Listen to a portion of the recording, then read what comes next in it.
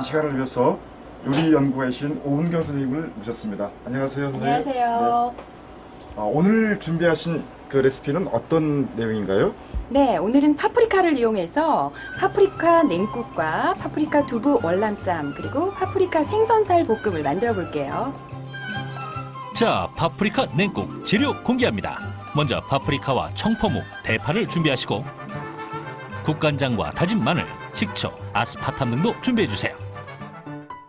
자, 본격적으로 요리를 시작해볼까요? 먼저 파프리카와 묵은 길게 채를 썰어주세요. 네, 그 다음 생수에다 국간장을 살짝 섞고 마늘을 약간만 넣어주시고 인공 감미료인 아스파탐을 넣어주시는데 이거는 아스파탐이에요. 인공 감미료인 아스파탐.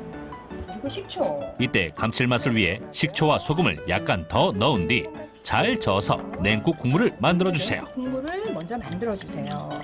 묵하고 냉국 국물이 완성되면 그 속에 묵과 파프리카, 송송 썬 파를 담고 양념을 넣어 무치면 오케이! 파프리카는요, 이렇게 네. 눈으로 보기만 해도 그 아삭아삭한 그 식감이 그래요. 느껴지죠. 보기만 해도 시원해 보이는 파프리카 냉국 완성! 그 맛은 어떨까요? 파프리카는 색감이 화려해서 네. 식욕을 돋아주는 것 같아요. 이 파프리카의 아삭아삭한 맛은 참 씹히는 맛이 좋고 이 묵을 넣은 냉국도 참 맛있습니다. 아주 시원합니다. 네, 묵은 또 부드럽죠. 이게 네. 아주 상큼한 맛이 나서요. 참 좋은 것 같습니다.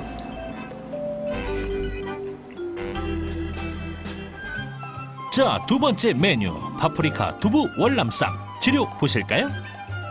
역시 파프리카와 두부, 상추 등을 준비하시고 간장, 올리고당, 다진 마늘, 케첩, 레몬즙도 준비해주세요.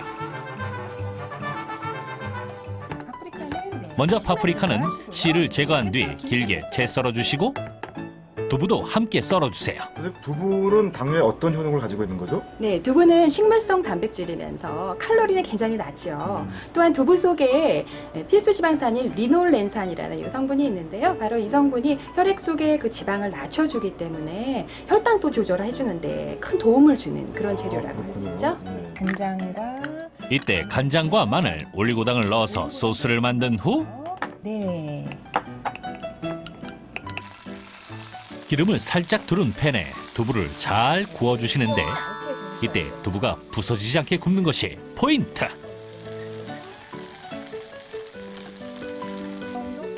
이후에 양념장을 부어 두부에 스며들게 한 후 꺼내어 식히면 오케이. 한편 미리 물에 담가 놓았던 쌀국수는 다시 뜨거운 물에 담가서 익혀야 하는데요. 어때요? 들어가니까 바로 부드러워지죠. 부드러워지네요. 네, 밀가루하고 달라요. 네, 벌써 익은 거예요. 쌀국수가 익으면 바로 건져내야 국수가 불지 않고 탱탱해집니다. 따뜻한 물에다가 네, 라이스 페이퍼라고 하는 거죠. 바로 이제 요 주재료는 쌀이에요. 대미를 장식할 라이스 페이퍼는 따뜻한 물에 한 장씩 담가 불린 뒤 접시에 잘 담아 놓습니다. 도마에 붙지 않게. 이건 토마토 케첩이에요. 그리고 토마토 케첩에 간장을 조금 넣고 다진 파를 넣은 후 새콤한 맛을 내기 위해 레몬즙을 짜주면 새콤하고 달콤한 소스 역시 완성이 되는데요.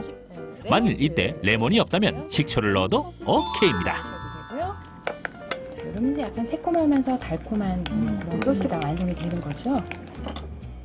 그 다음 도마에 놓인 라이스 페이퍼에 소스를 바르고 그 위에 상추를 넣고 알록달록하게 색깔별로 준비한 파프리카와 구운 두부 그리고 마지막으로 쌀국수를 가지런히 올린 후 한 끼 식사로 쌀국수 여기다가 얹으시고요.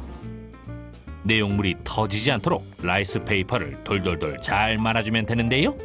제가 만드는 여기 약간 싸게 되면 이제 이렇게 됩니다. 터졌어요. 터지셨어요. 잘 말린 월남쌈을 칼로 잘라주면 파프리카 두부 월남쌈 만들기도 완성이요. 파프리카 월남쌈. 이쪽은 제가 만든 거고요. 이쪽은 지금 우리 선생님께서 만드신 건데 확실히 모양이 차이가 있습니다. 어쨌든 잘 말아진 선생님이 만드신 파프리카 월남쌈을 제가 한번 시식을 해보도록 하겠습니다. 자, 참새가 방앗간을 지나칠 수는 없으니 이번에도 맛을 봐야겠죠? 과연 그 맛은? 맛있습니다. 이게 네. 그 페이퍼 라이스 페이퍼가 입안에 딱 좀 보드럽게 네, 나오고 부드럽죠. 파프리카에 씹는 맛과 두부의 맛이 다 어우러지니까 정말 참 맛있네요. 고기가 안 들어가도 어때요? 맛있죠? 예, 맛있습니다. 네. 그러니까 이거 앞으로 좀 자주 만들어서 드셔서 우리 여러분들이 당뇨 예방하는데 도움 되시길 바라겠습니다. 세 번째 메뉴 파프리카 생선살 볶음. 재료 공개합니다.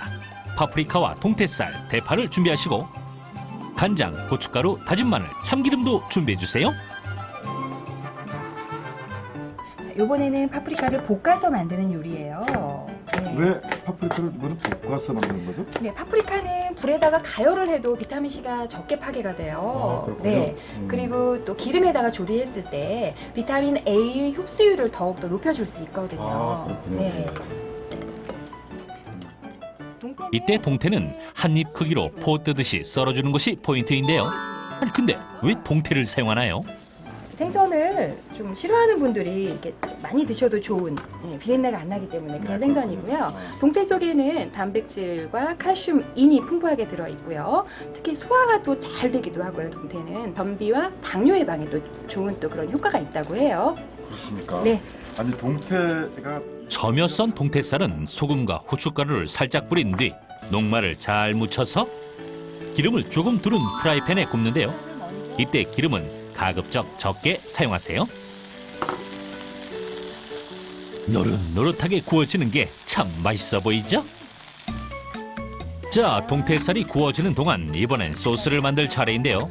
간장과 고춧가루를 약간 섞은 후 마늘과 고추장을 넣고 그리고 마지막으로 참기름을 살짝 넣으면 소스 만들기도 오케이.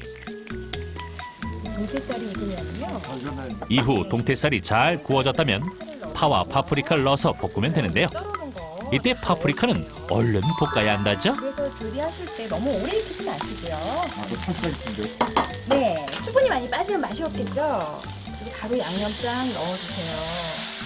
지글지글 맛있는 소리가 나도록 파프리카와 생선살을 잘 섞어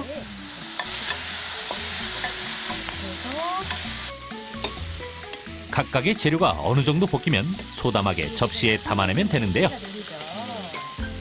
자, 이렇게 해서 드디어 파프리카 생선살 볶음도 완성이요.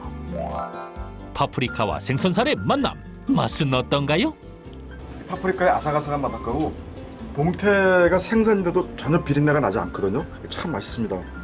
어때요? 밥 반찬으로 드시면 좋을 것 같으시죠? 네. 자, 오늘은 파프리카를 이용한 세 가지 요리를 소개했습니다. 집에서 꼭 만들어 드시기를 바라겠습니다. 오늘 수고 많이 하셨습니다. 네, 수고하셨어요. 감사합니다. 감사합니다.